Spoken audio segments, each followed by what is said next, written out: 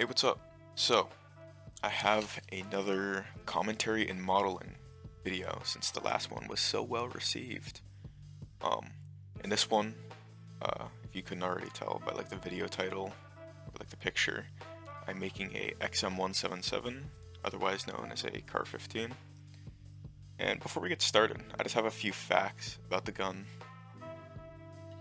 So, the Car-15 was developed pretty much as a shorter version of the M16 rifle, and it was made during the Vietnam War, and it was mainly supplied to special forces in Vietnam.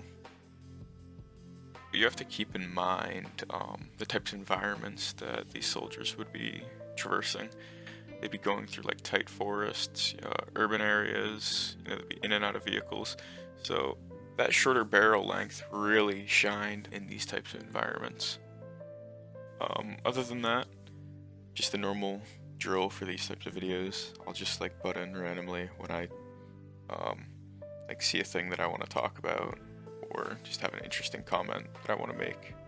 But yeah, hopefully you enjoy some of the music and sit back and relax.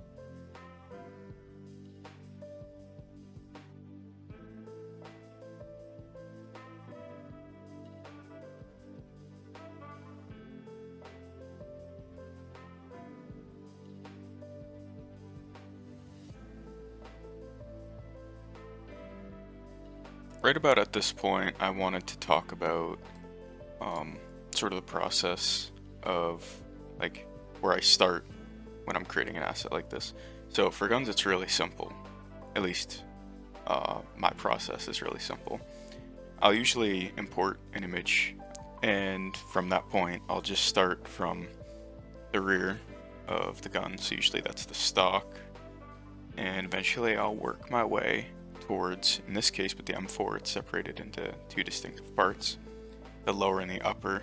So right here you see me creating the upper receiver and just breaking it down into small little parts, and from that point it makes it a lot easier to eventually get a fully constructed model once you're done.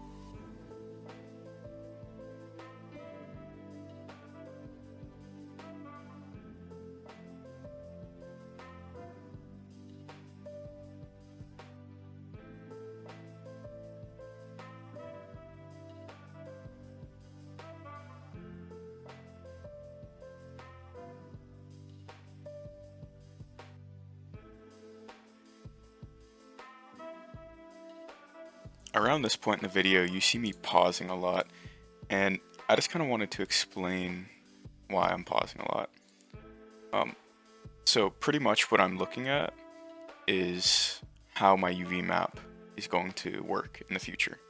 So what I mean by that is this model is being mirrored, so that way I don't need to do everything twice. So I'm only making half of the model itself, and I'll mirror it across. But both sides of the gun aren't the same. So I'm sort of thinking like what features are on each side, and what's the most efficient way that I can have this model be unwrapped in order to save like vertices and like make sure that my my 1K texture appears the best on this type of model.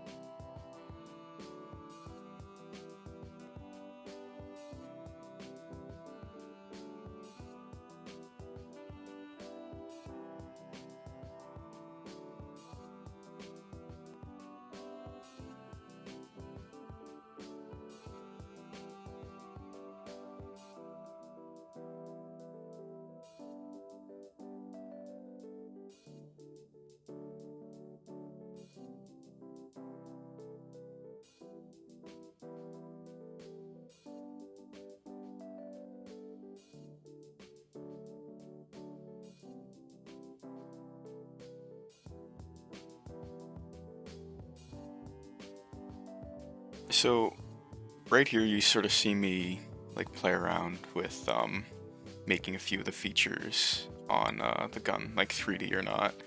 And what I'm doing is I'm sort of just debating in my mind whether or not it's actually worth having these like development aspects of the model and these features be 3D, or like would it be better to save the triangle count and have it on the texture.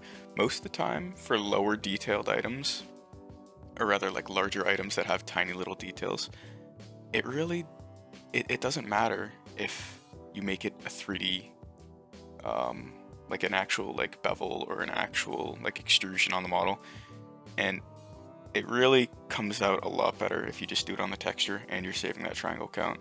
So right here you notice me sort of like wonder if I should make those 3D parts, or rather just have it on the texture. With that being said, things like the ridges on the handguard of the Car-15, that sort of thing should definitely be modeled, because you can't get the same effect out of a normal map. You can't get that proper 3D like view, that look from just having it as a like a slight height extrusion on the texture. Looking back at this now, I probably would have made the ridges a lot more severe, like a lot taller. But in the end, I'm still happy with the way that the model came out.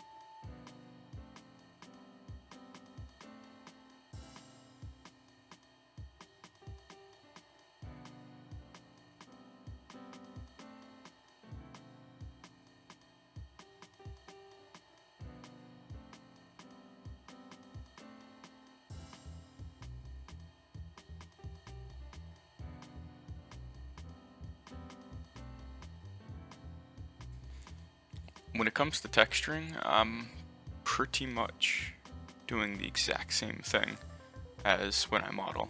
I'm just starting towards the rear of the gun.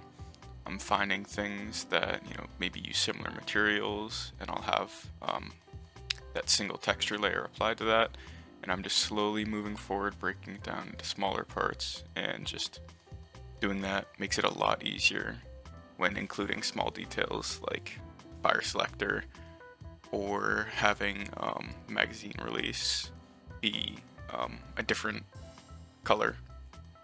Also here you see me putting the maker's mark.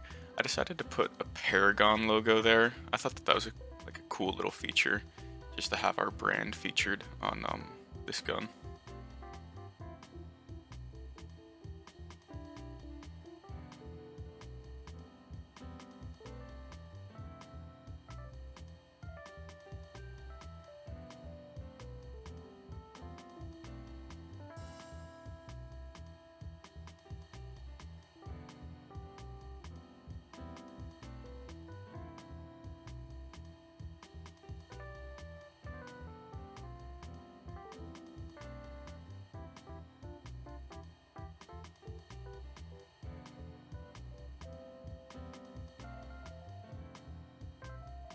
So here's the completed model and texture.